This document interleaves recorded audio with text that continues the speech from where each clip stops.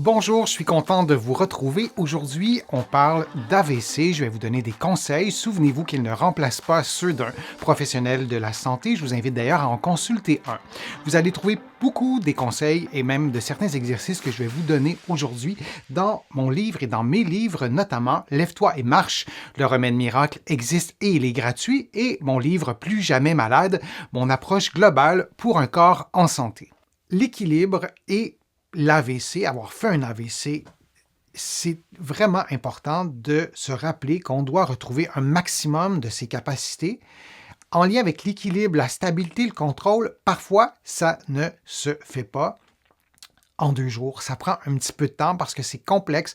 Ça requiert plusieurs contractions musculaires de différents muscles.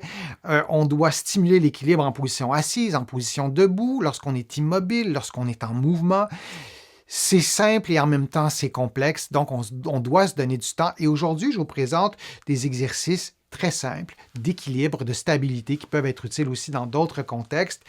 Je vous ai déjà parlé de l'AVC. On a des AVC ischémiques, on a des AVC hémorragiques. Les séquelles après un AVC varient vraiment d'une personne à l'autre et peuvent varier aussi tout au long de la vie. Je vous en ai déjà parlé, soit parce on se rend compte qu'on a un potentiel de rééducation même au-delà de la période de rééducation intensive qui suit l'AVC. Et parfois, on se rend compte qu'on a perdu un peu de capacité physique parce qu'on est souvent en fauteuil, on est souvent en position assise, on bouge moins, et parfois non aussi, mais ça peut arriver. Donc, de se rappeler qu'on doit préserver ses capacités physiques tout au long de la vie et nos mouvements, et notamment l'équilibre, est contrôlé, est orchestré par le cerveau et différentes parties du cerveau. Il y a une partie de ces textes-là qui est en anglais. Vous m'excuserez pour ça. J'ai pas pu modifier la totalité de l'illustration, mais je trouvais que ça nous donnait quand même une bonne idée d'une certaine complexité du cerveau avec les couleurs et chaque région, on associe chaque région à certaines capacités. On a le cervelet, on a le tronc cérébral qui sont entre autres responsables des mouvements, de la planification motrice. Il y a différentes aires dans le cerveau qui sont responsables du mouvement et de l'équilibre. Alors, lorsqu'on stimule l'équilibre, on stimule plusieurs parties du cerveau. Que vous ayez fait un AVC d'ailleurs ou que vous n'ayez pas fait d'AVC et que vous ayez perdu de l'équilibre, peu importe la raison, c'est le même principe. Et l'équilibre est souvent altéré dans un contexte d'AVC. C'est vraiment très fréquent et on doit s'en rendre compte, premièrement, et stimuler par des exercices qui sont des exercices d'équilibre, qui sont des exercices de stabilité. Je vous en montre quelques-uns et je vais vous les décrire plus spécifiquement dans un contexte d'AVC où on n'a peut-être pas accès à la capacité physique de nos 2 mains, de nos doigts. On a parfois une asymétrie, donc c'est pas toujours simple. Et je vous ai déjà présenté ces exercices-là dans des exercices en temps réel et je voulais vous les présenter dans un contexte où je prends le temps de décrire certains exercices et de vous donner des conseils. Et encore une fois, si vous n'avez pas fait d'AVC et vous voulez améliorer votre équilibre, les conseils que je vais vous donner, c'est tout à fait valable. Alors, première étape, c'est de faire des exercices en position assise et de placer vos orteils. Et vous pouvez faire aussi l'exercice en position debout, là, mais aussi en position assise. Et donc, lorsqu'on a fait un AVC, parfois, on a des muscles qui se contractent un peu trop et on va avoir les orteils qui sont en flexion. Alors, on peut, avec les doigts, parfois on a juste une main qui est habile pour le faire. Parfois, on peut demander à une personne qui nous accompagne régulièrement, à un ou une aide-soignante, de nous aider à placer le pied doucement, sans créer de douleur. Plus la surface du pied sera en contact avec le sol, meilleur sera votre équilibre, c'est important. Parfois, on a des chaussures, on a des orthèses, alors ça ne se fait pas nécessairement facilement. Parfois, ce n'est pas possible de le faire, mais en position assise, pour plusieurs personnes, c'est possible de placer le pied directement au sol, de placer les orteils et ensuite de mettre un peu de poids sur le pied, de déplacer, toujours en position assise, de déplacer un peu de poids vers l'avant sur le côté et en mettant du poids sur les orteils, sur la totalité du pied. Ça peut être un exercice qui est intéressant. On peut le faire durant quelques minutes. Un autre exercice que je vous montre, et je vais vous agrandir la vidéo comme ça, c'est d'abord de faire un placement d'orteil et en position assise ou en position debout. On peut le faire des 2 façons, de déplacer son poids vers la droite et vers la gauche, puis on peut le faire aussi vers l'avant et vers l'arrière. Et là, vous me voyez le faire en position debout, mais vous pouvez le faire aussi en position assise. Ce n'est pas anodin de le faire comme ça. Il y a des personnes qui ont fait un AVC, qui ont suivi mes exercices d'équilibre et qui me disent souvent, moi, c'est impossible de faire des exercices en position debout d'équilibre, je ne serai jamais capable. Et c'est vrai qu'il y a des personnes qui seront peut-être jamais capables, après avoir fait un AVC et avoir des séquelles majeures. On peut faire les exercices en position assise. Et dites-vous qu'on ne fait pas les exercices d'équilibre, même en position assise, uniquement pour les pieds. On les fait aussi pour le tronc, pour la stabilité du tronc, pour le contrôle de la tête. L'équilibre stimule, j'allais dire, tous les muscles du corps et même en position assise, c'est important de le faire. Alors ça, c'est un exercice et vous faites les déplacements de poids vers la gauche, vers la droite. Si on continue en position assise, après avoir fait le placement d'orteil, on peut faire une rotation vers la droite et une rotation vers la gauche. Et j'ai ajouté un niveau de difficulté de lever le pied opposé à la rotation. Vous pourriez ne pas lever le pied du côté de la rotation. Alors, c'est vraiment pas si simple que ça à faire. Et on fait un mouvement de rotation. Le fait de joindre les mains, c'est parfois plus facile si on a un côté du corps qui bouge moins bien. On aura peut-être les genoux, les coudes en flexion. Les bras ne seront peut-être pas exactement placés comme les miens. Vous adaptez tous les exercices que je vous présente à vos capacités physiques. C'est vraiment important. Mais c'est une façon de faire un exercice d'équilibre en position assise. Et je le répète, si vous m'écoutez et vous avez fait un AVC et pour des raisons médicales, pour des raisons de réadaptation physique, c'est presque impossible que vous puissiez faire un jour des exercices debout.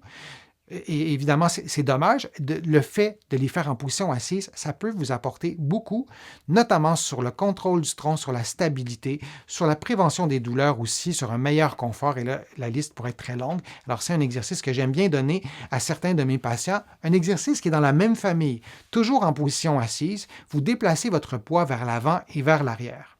Toujours, idéalement, en ayant précédé l'exercice du placement d'orteil comme je vous ai montré. Et vous allez pouvoir le faire le déplacement comme ça vers l'avant et vers l'arrière et vous revenez ensuite en position neutre et vous adaptez le déplacement du corps vers l'avant et vers l'arrière selon vos capacités physiques. Vous pouvez, si vous voulez, vous déplacer un peu moins ou vous déplacer un peu plus. Si on continue maintenant avec un autre exercice, alors c'est toujours en position assise et vous levez le bras droit en alternance avec le bras gauche et vous faites l'inverse avec le côté opposé si c'est possible pour vous. Si vous avez une atteinte au niveau de la moitié du corps, ça sera plus difficile à faire, mais vous adaptez l'exercice à vos capacités physiques. C'est un exercice qui est simple à faire lorsqu'on a toutes nos capacités physiques et qui est complexe à faire, parfois impossible lorsqu'on a fait un AVC. Vous adaptez l'exercice à vos capacités physiques, mais de travailler la diagonale gauche-droite, ça peut être aussi intéressant de le faire particulièrement lorsqu'on a fait un AVC. Un autre exercice en appui unipodal. Moi, j'ai pris des bâtons. Vous pourriez prendre les meubles. Vous pourriez prendre des points plus stables. C'est un exercice d'équilibre sur un pied. Vous commencez à le faire sans faire de rotation de la tête. Vous pouvez fixer un point devant vous et tenir votre équilibre. Et ensuite, vous pouvez ajouter la rotation de la tête. Ce sera une bonne façon d'augmenter le niveau de difficulté et vous pouvez faire cet exercice, même si vous n'avez pas fait d'AVC, évidemment, ça stimule l'équilibre. Pourquoi les bâtons? Ce sont des points fixes, mais qui ne sont pas si stables. Alors, pour certaines personnes qui ont besoin d'un niveau de difficulté relativement élevé, c'est bien pour elles. Si vous avez besoin de plus de stabilité, vous prenez des points fixes comme les meubles ou le mur et tout ça, vous les faites de façon sécuritaire, dans un environnement sécuritaire. Évidemment, on ne veut pas tomber.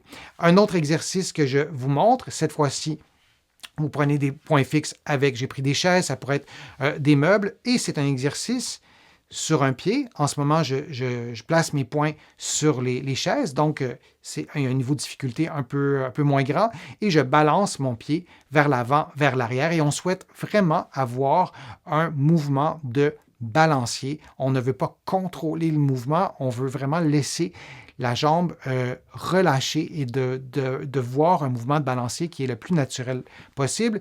C'est bien de... Vous voyez, là, je les ai enlevés, mais j'avais le dos de mes mains ou mes poings qui étaient en appui sur la chaise. C'est une façon de mieux stimuler ces réactions d'équilibre.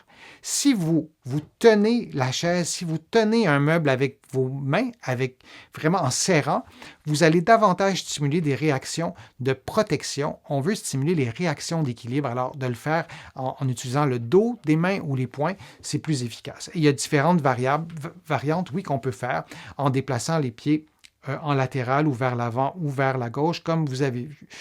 Je vous montre un autre exercice d'équilibre toujours, les pieds en tandem. Alors, la pointe du pied qui est derrière touche au talon qui est devant. C'est un exercice qui est difficile.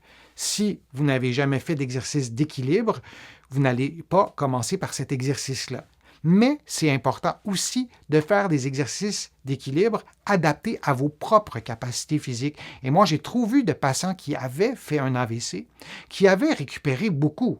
Les personnes de leur entourage leur disaient « tu as tout récupéré, tout va bien, c'est normal, c'est une excellente nouvelle ». Et lorsqu'on testait ou on évaluait l'équilibre, ces personnes-là n'arrivaient pas du tout à faire l'exercice du tandem. Et peut-être que vous n'êtes pas capable, vous, de faire l'exercice du tandem, peut-être que vous n'avez pas fait d'AVC. Ce que je vous souhaite, on devrait tous être capables de faire l'exercice du tandem et de stimuler et de retrouver notre équilibre. C'est la base pour évidemment prévenir les chutes. Les chutes, ça c'est une évidence, mais dans un contexte de prévention des maux de dos aussi, c'est une bonne idée d'avoir un bon équilibre, une bonne stabilité. Alors ces exercices d'équilibre, vous pouvez les minuter.